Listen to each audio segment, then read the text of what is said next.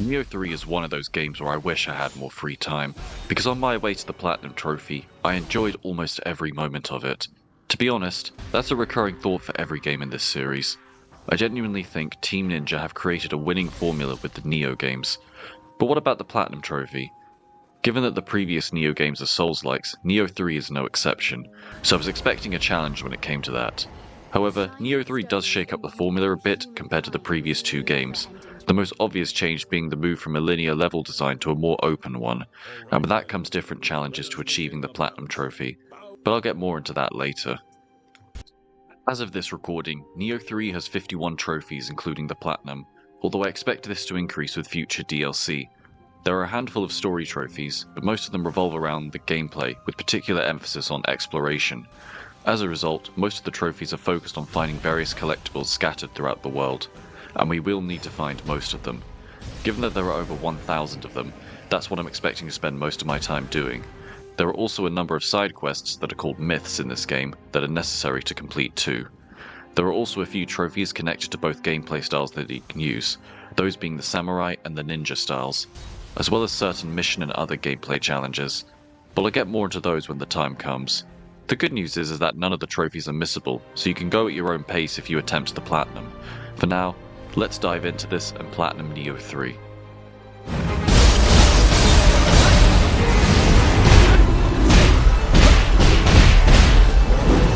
Heads up, this is a fairly recent game, and I will be spoiling everything to showcase the entire Platinum journey.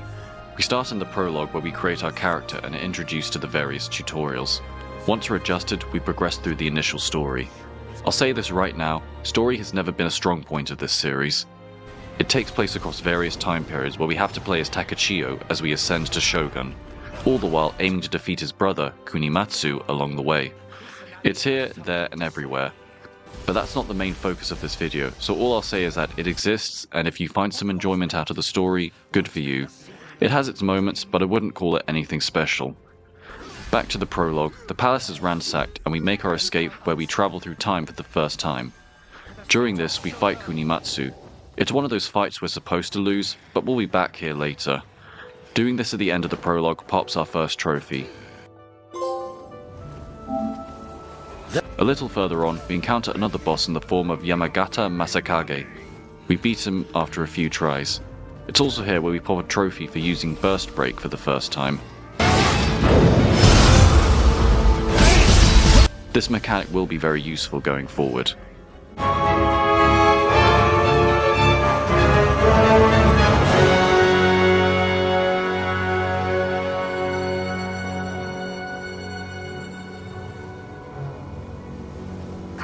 Afterwards, we're finally thrust into the first open area set in 1572 during the Warring States period, and once here, I just wanted to explore every area.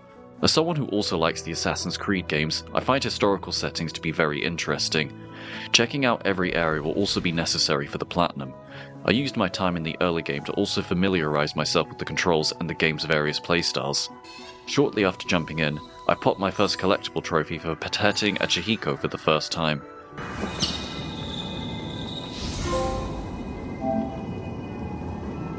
And not long afterwards, I unlock another trophy for capturing an enemy base for the first time.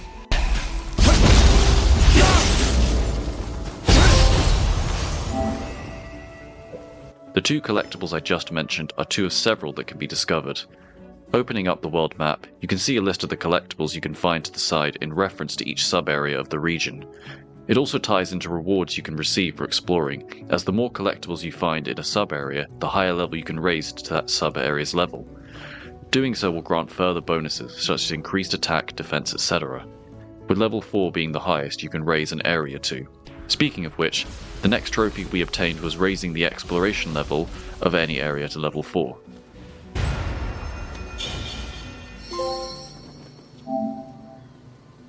My method for exploration was to zone in on one area at a time until I cleared out everything that I could do, before moving on to the next one. A little later on, I came across another one of the collectibles, a lesser crucible, which I purified to pop another trophy.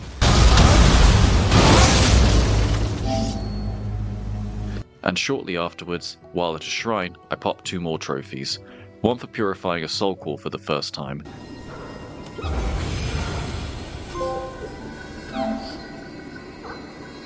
and another for reaching level 10 after trading in enough Amrita.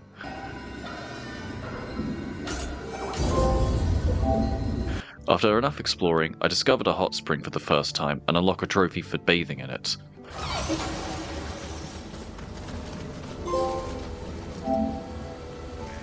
Up to this point, I'd mostly been playing in samurai mode, just because ninja mode is really overpowered. However, I still did mess around with the ninja stance from time to time.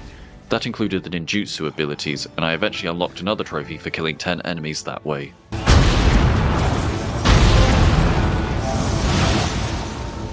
One thing you might have noticed for gameplay footage is that enemies drop weapons and gear a lot. Even the bosses do that. This is also applicable to enemies from Crucible scattered throughout the map.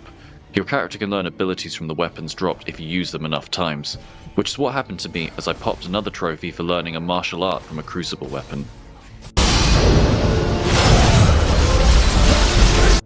To this point, I had been prioritizing exploration, so I hadn't made much progress with the main story. That eventually changed as I destroyed the first Crucible and beat another boss along the way. Then I spoke to E. Natora, who gives me a guiding mirror which can transport to the Eternal Rift, the game's main hub area. This also popped a story trophy.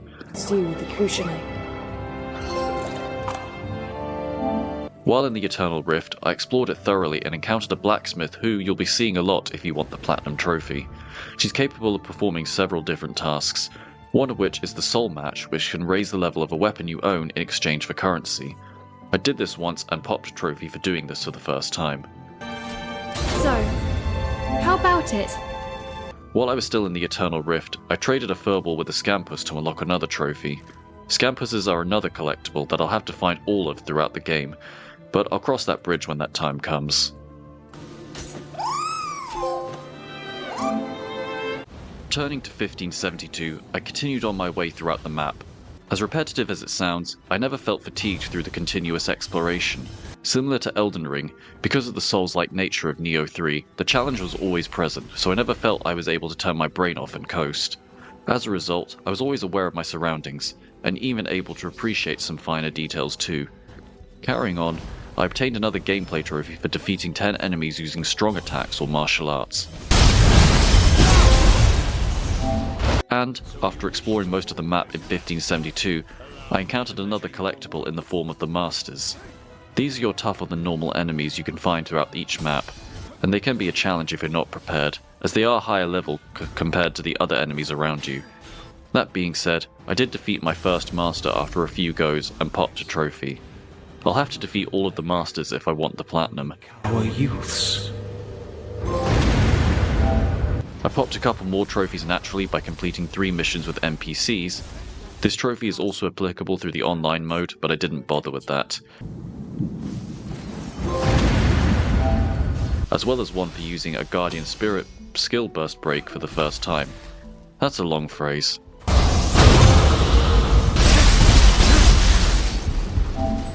I also made some further progress with the story that wrapped up the 1572 section. I defeated the main boss Takeda's Shingen Spirit and purified his Guardian Spirit, which in turn popped another story trophy.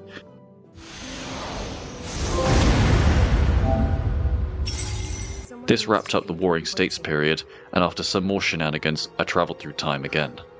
This time, I ended up in 1190 during the Heian period. Before progressing further into this time period, I made another stop at the Eternal Rift. Here, I went to the blacksmith again and forged an item. Doing so popped another trophy for doing that for the first time.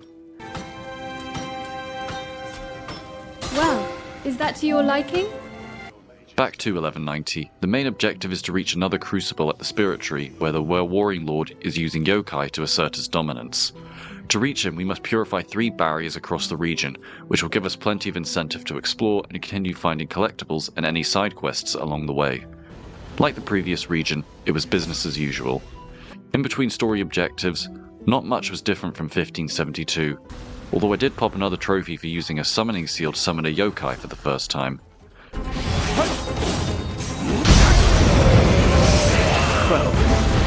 During my time in 1190, I also encountered a secret boss, the Demon of Envy, for the first time.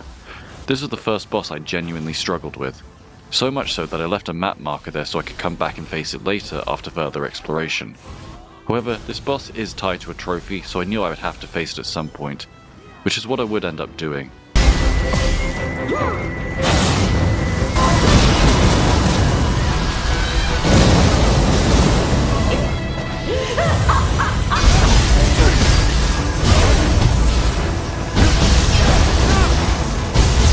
After quite a lot of trying, I would eventually defeat the boss and unlock a trophy for doing so.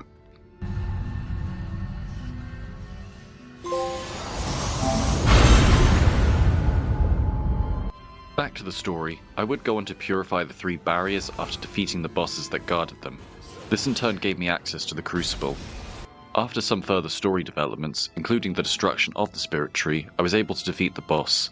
I then planted a branch of the Spirit Tree so it could grow again and departed on to the next time period. Wrapping up the story in 1190, popped another story trophy.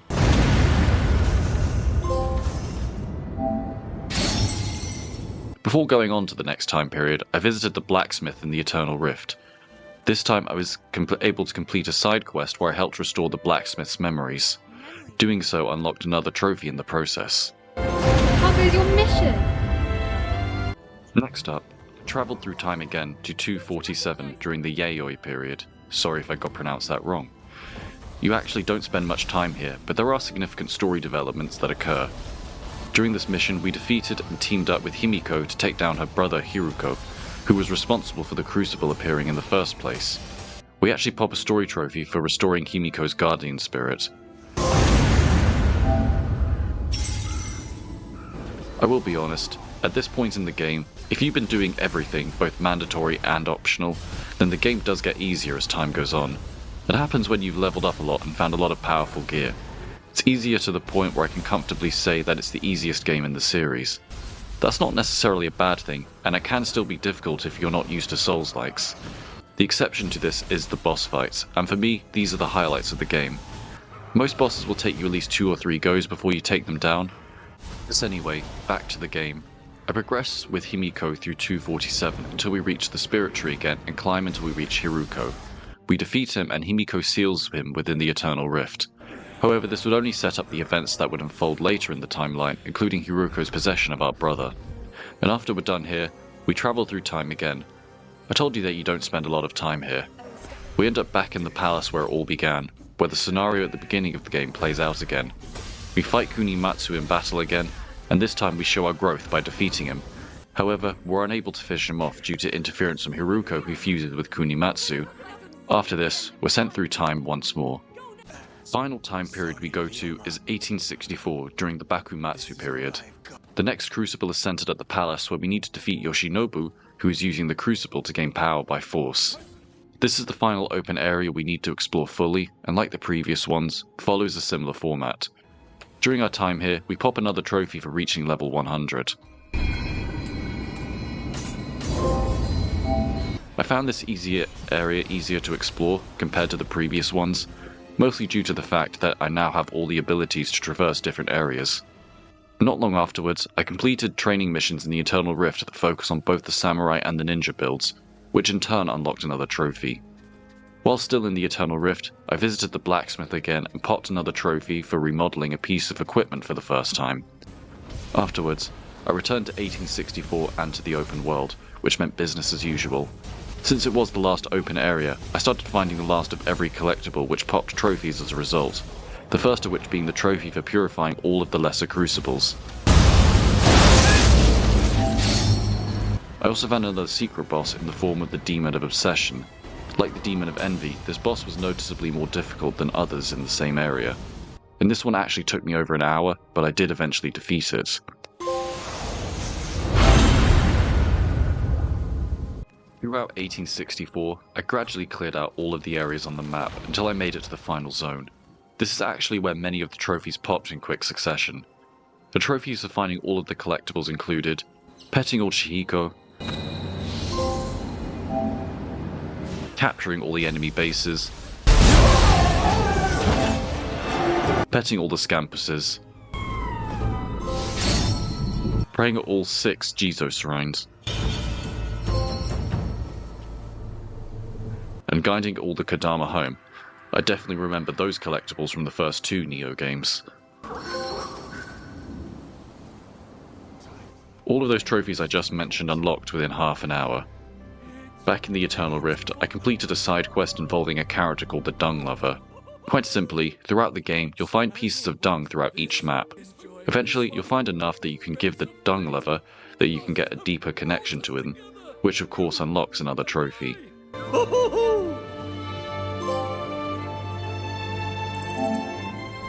Throughout the main story, you'll gain various methods of traversal by defeating certain bosses, which means that you can access certain areas that you wouldn't have been able to previously. There are 6 of them in total, and you won't be able to attain them all until near the end. I used the final method of traversal while cleaning up in the open world and obtained another trophy for using all.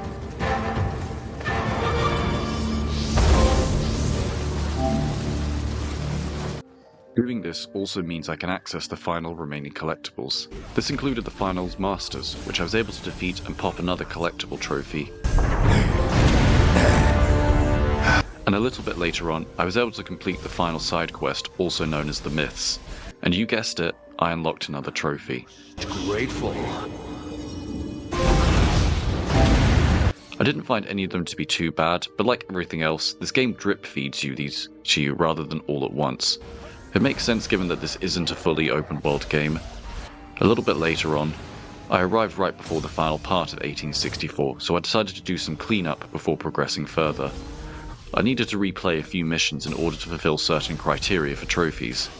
First, I satisfied Toriyama Seiken with a picture of Kusanagi in Seeking Rare Yokai.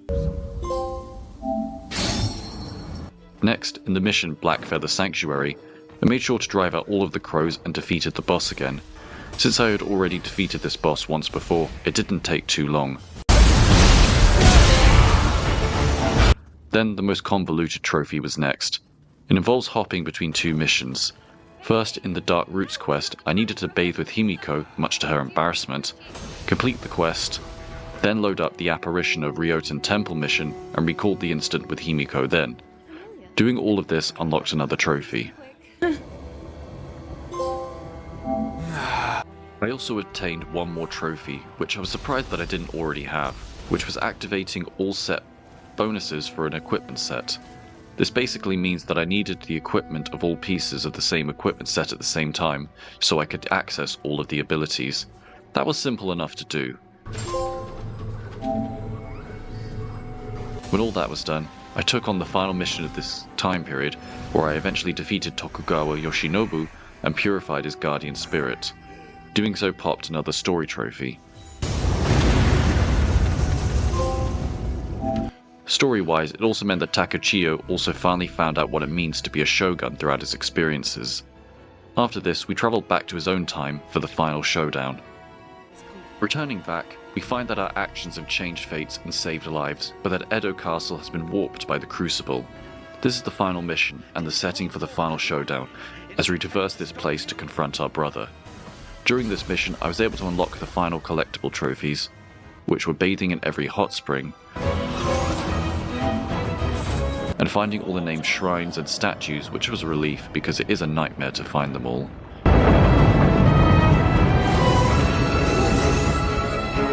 I also popped a mission-based trophy which was repelling all of Murokamu's attacks during the mission.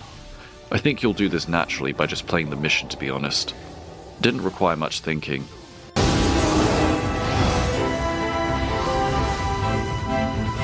That just left 2 remaining trophies, both of them story-related. I made it to the final boss. This was actually pretty tough and had multiple forms, but like every other boss in these types of games, it's a case of trial and error, as we were fighting our brother, and eventually we defeated him, and hence also Hiruko, who was harbored inside Kunimatsu. After some further story moments, we popped a trophy for defeating said final boss. This left us with one final decision on whether to kill our brother or not. Ultimately, I decided to spare him, where he then served to assist us as Takachio ascended to become the Shogun. And after all was said and done, and the credits rolled, the final story trophy popped, the platinum popped, and my journey was over.